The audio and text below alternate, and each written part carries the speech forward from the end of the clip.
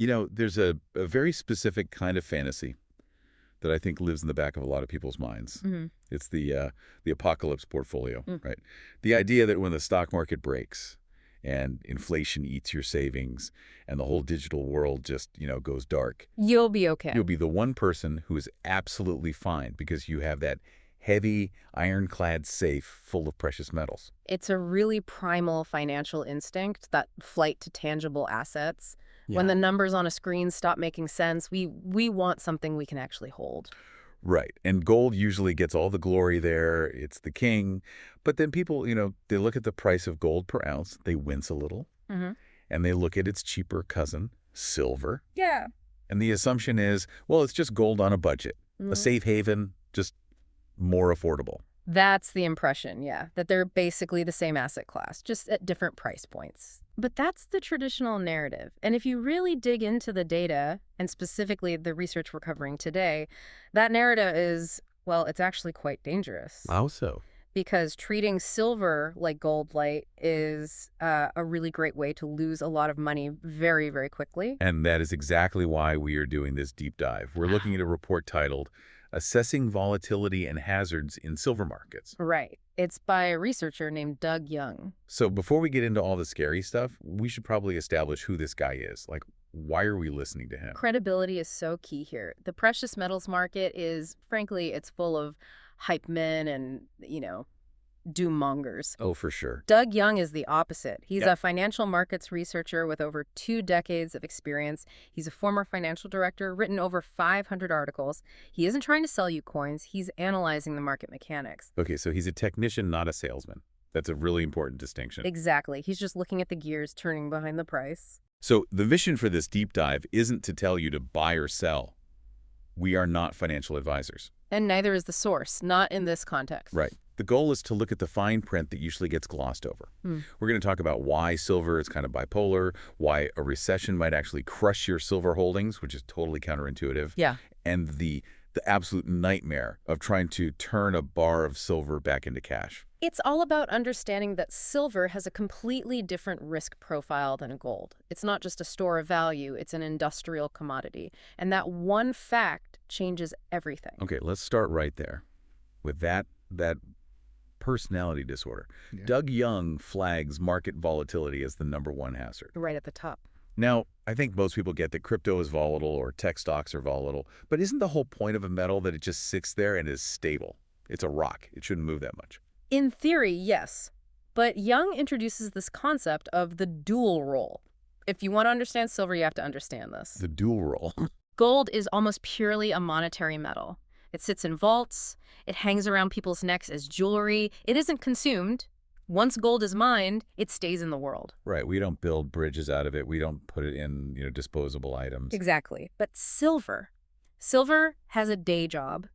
It is a critical industrial component. A day job. It's in your iPhone. It's in solar panels. It's in batteries, medical devices. It is consumed by industry. So it's a commodity, like oil or copper or wheat. It's both, and that's the problem. It's trying to serve 2 masters. On one hand, you have investors buying it as a hedge against inflation. Treating it like money. On the other hand, you have these massive manufacturing sectors buying it to melt it down and put it into products. But hang on, why does that create volatility? Shouldn't that double demand make it more stable? If investors stop buying, the factories are still buying. Shouldn't that create a price floor? You would think so, and that's a logical assumption. But the source argues that it exposes silver to double the variables. Gold mostly reacts to currency strength and, fear. Silver reacts to those things, plus the entire industrial cycle. Can you give me an example of how that plays out? Sure. Imagine a scenario where inflation is high. Theoretically, silver prices should go up. People want that hedge. But at the exact same time, let's say a major manufacturing sector like electronics slows down. Now you have a massive drop in industrial orders. So the investors are pushing the price up, but the factories are pulling the price down. Precisely. And that tug of war is what creates these violent price swings. Young notes that silver prices can swing significantly within a single trading day. It's much more spiky than gold.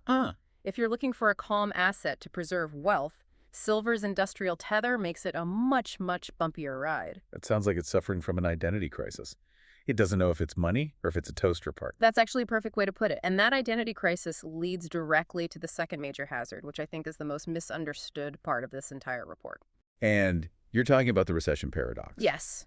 This is where most casual investors get completely caught out. This was the part that made me stop and reread the notes. Yeah. Because the standard advice, the stuff your uncle tells you at Thanksgiving, is always economy bad, metals good. Right. If we hit a recession, stocks crash, the dollar gets shaky, so everyone will flee to silver and the price will skyrocket. That's the playbook. That is the safe haven theory. And for gold, it often holds true. But Doug Young's analysis says, not so fast for silver. In fact, a recession could be the worst thing for your silver investment. Yeah, walk me through the mechanics of that. Why would a recession hurt silver? It all goes back to that day job. Think about what defines a recession, what happens in the real economy. People stop spending. Businesses start making stuff. Construction slows way down. Correct. Industrial production contracts. Yeah. Factories shut down lines. Yeah. Solar projects get put on hold because financing's too expensive. And when that happens, the industrial demand for silver, which is a huge chunk of the market, roughly half of all demand, it just falls off a cliff. So even if investors are scared and buying up silver coins, the factories stopping their orders might actually outweigh all of that. It often does, or at the very least, it creates a massive drag on the price. Young explicitly highlights that reduced industrial demand during recessions can lower silver prices. So you're buying silver to hedge against a recession, but the recession itself is the very thing killing the value of the asset. That is wild. You're betting on the lifeboat, but the lifeboat has a hole in it that only opens up when the ship starts to sink. That's a vivid image, but it's pretty accurate. It explains why silver often dips initially during a market crash, unlike gold, which might spike immediately. Silver gets dragged down by the deflationary pressure of the collapsing economy. So if I'm holding silver or thinking about it, what should I be watching? Because just checking the stock market clearly isn't enough. If I just look at the Dow, I'm missing half the story. Young suggests looking at leading economic indicators, specifically tied to output. Don't just look at the S&P 500, look at GDP growth. Okay. Look at industrial production rates. So if I see a headline that says, manufacturing output down for third quarter, that is a big red flag for silver. Huge red flag. It means the commodity side of silver is about to take a beating. Even if the precious metal side is trying to hold up, you have to watch the factories, not just the banks. Okay, so we've established the price is a roller coaster, and it might tank when the economy tanks. But let's say I'm stubborn. I accept the volatility. I go out and buy the silver. I now own, 500 ounces of silver bars? Congratulations. Now you have a logistics problem. This is the heavy metal segment of our dive. Yeah. Because in the digital age, we forget that wealth usually doesn't have a physical footprint. I can own $1 million in Apple stock and it fits in my pocket. It's just pixels. Right. But $50,000 of silver is heavy. It's bulky. It physically takes up space. And Doug highlights this as a genuine investment hazard. He does, specifically regarding physical storage. Because once you take possession, you have two main options, and neither one is perfect. Option A, you store it at home. Which is the classic move, right? You get a safe or you bury it in the backyard like a pirate. Which brings up the security risk. If you store it at home, you have to keep it a secret. If people know you have it, you immediately become a target. Right. And let's talk about insurance. If your house burns down or you get robbed, standard homeowners insurance often has really strict caps on precious metals. We're talking maybe $1,000 or $2,000 of coverage. Oh, wow. So if I have $20,000 in silver in a sock drawer and it gets stolen, I'm just at 18 grand. Likely, yes. Unless you buy a specific rider or a whole separate policy, which of course costs money. Okay, so home storage is risky. So I go with option B. I pay a professional. A depository or a bank safety deposit box. Which is safer, obviously. You've got armed guards and thick vaults, but it's expensive. And this brings us to a concept called negative yield. Negative yield. That sounds like banker speak for losing money. Essentially. See, stocks might pay dividends. Bonds pay interest. Real estate can pay rent. Gold and silver do not pay you anything. They just sit there. It's a rock. It's lazy. Exactly. But if you are paying storage fees and insurance premiums to a depository, the asset actually has a negative yield. You are bleeding cash every single month just to hold it. Young notes that these costs eat into your investment returns. Can we put some numbers on that? Well, think about it. If silver goes up 3% this year, which is a decent year, But you paid 1.5% of the value in storage fees and insurance?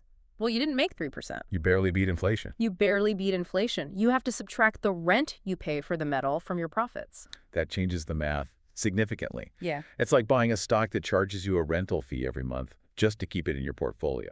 And that friction is something a lot of first-time buyers just ignore until they get that first monthly bill. They see the spot price go up and think they're rich, completely ignoring the overhead. Okay, speaking of seeing the price go up and thinking you're rich. Yeah. Let's look at the exit strategy. Mm. Because this is the part of the report that gave me the most anxiety. The liquidity trap. Yes. This is a term that gets thrown around a lot in finance, but in the context of physical silver, it's visceral, it's painful. Define it for us in this context. What does Doug Young mean by liquidity challenges? Liquidity is simply the speed and ease with which you can convert an asset into cash without losing value. Cash is the ultimate liquid asset. Right. Stocks are highly liquid. You click sell on your app, and seconds later, the transaction is done and the money is yours. And silver. Silver is sluggish. It has friction. Young flags this as a major risk factor. Think about the process. You have those bars in your safe. You need cash for an emergency. What do you actually do? I guess I drive them to a coin shop or a pawn shop.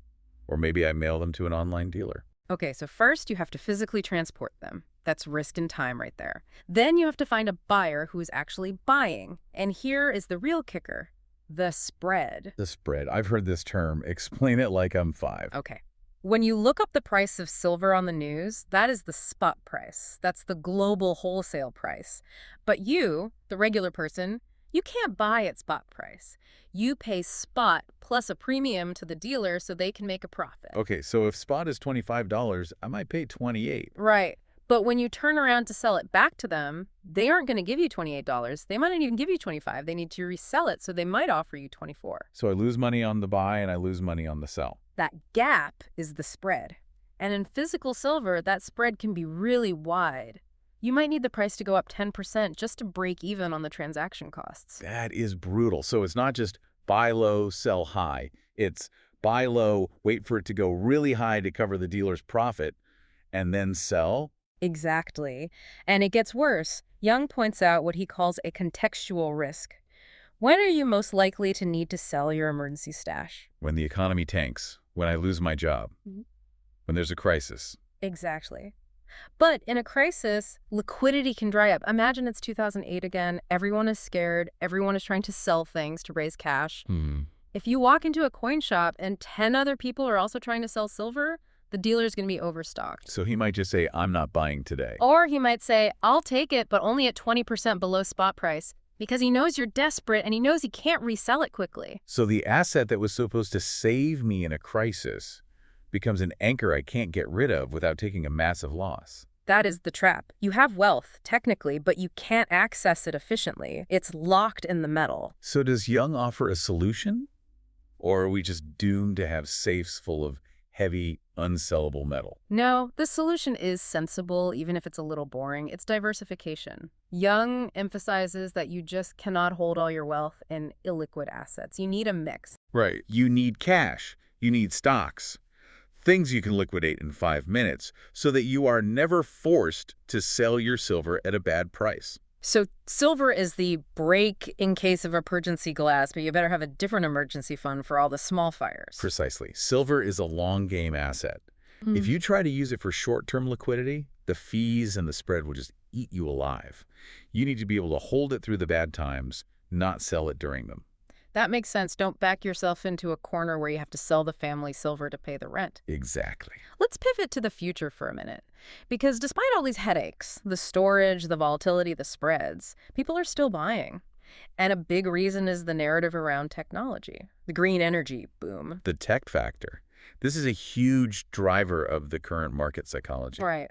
We touched on this. Solar panels use silver. We are building solar farms everywhere. EVs use silver. Therefore, silver demand must go up forever. It feels like a guaranteed bet. If you believe in the future, you buy silver. It's a strong tailwind, absolutely. The photovoltaic sector is a massive consumer of silver. But Doug Young warns us not to get complacent here. He brings up the risk of technological substitution. Meaning what? We stop using solar? No, meaning we stop using silver and solar. You have to remember, silver is expensive. Industrial engineers are paid to lower costs, Every single time the price of silver spikes, there is massive pressure on engineers to find a cheaper alternative. So if silver gets too valuable, the industry will actually try to engineer it out of existence. Exactly. Young notes that technological advancements could move away from silver. We've seen this with other metals. If they can swap silver for copper or a new carbon-based conductor, or use nanotechnology to use 90% less silver per panel, they will. So the higher the price goes, the more incentive there is to destroy the demand. It's a paradox. High prices kill demand. So banking entirely on solar will save us is risky because the technology is evolving faster than the mines. You can't assume a solar panel in 2030 will look anything like one from 2024. That's a really important check on the hype. Just because an industry uses it now doesn't mean they're married to it. Industry is ruthless. They will cut costs wherever they possibly can. So taking all of this into account, the Jekyll and Hyde volatility, the storage costs, the liquidity trap, the risk that engineers might just stop using it, what's the verdict? How does the source suggest we actually use this metal? It really comes down to your time frame. Young frames it as long-term versus short-term. Break that down for me. Long-term, and we're talking decades, silver does tend to hold its value against inflation. It preserves purchasing power. If you want to leave something for your grandkids that isn't paper money, it works. It survives. It's the legacy asset. Right. But short-term, it's a speculative play. Young suggests that if you have the stomach for it, the volatility is actually an opportunity. Since it swings so wildly, you can make money buying the dips and selling the spikes. But that requires active management. You can't just buy it and forget it. No, you have to watch those industrial indicators we talked about. You have to be a trader, not just a saver. You have to time the market, which is notoriously difficult. And again, it comes back to the portfolio approach. Always. It should be a seasoning in the portfolio, not the main course. Yeah. If you go 100% into silver, you are exposing yourself to all these hazards with no buffer. You need liquid assets to balance out the illiquid ones. It's funny, we've spent almost this entire time deconstructing the myth of silver, taking away the romance of the pirate treasure chest. We've exposed the costs, the risks, the headaches. But there was one little detail in the source material tucked away in the headers that I think we have to mention, because it is essentially the why we do it anyway factor. Ah, yes, the triple-digit forecast. Yeah. Despite every single risk we just listed, Young mentions that some analysts are looking at triple-digit silver prices. And for context, right now, historically speaking, silver usually trades in the $20 to $30 range. Sometimes it dips lower, sometimes it spikes to 50. So triple digits, $100 an ounce or more would be a massive paradigm shift. That would be a 300–400% return. That is the lottery ticket. It is. And that potential for explosive growth, specifically because the market is so much smaller than gold's, is what keeps people coming back. When silver moves, it moves fast and it moves hard. Because it's so volatile, the upside can be just as violent as the downside. But that brings us back to the central question I want to leave you, the listener, with today. Which is? Is that potential upside worth the friction? We've outlined the tax you pay on silver, the storage fees, the insurance, the wide spreads when you sell, the sleepless nights watching industrial production reports. It's the classic risk-reward calculation. But hopefully, now you understand that the risk isn't just that the price goes down. The risk is that you can't sell it, or that the economy turns against you in a way you didn't expect, or that you just bleed money holding it. Exactly. Knowledge is the best hedge. Don't buy the shiny thing just because it's shiny. Buy it because you understand the mechanics, the industrial drag, and the liquidity trap. Couldn't have said it better. If you're going to play the game, you've got to know the rules. Thanks for diving deep with us today. Keep an eye on those charts. Watch out for the premiums. And we'll see you on the next one. Goodbye, everyone.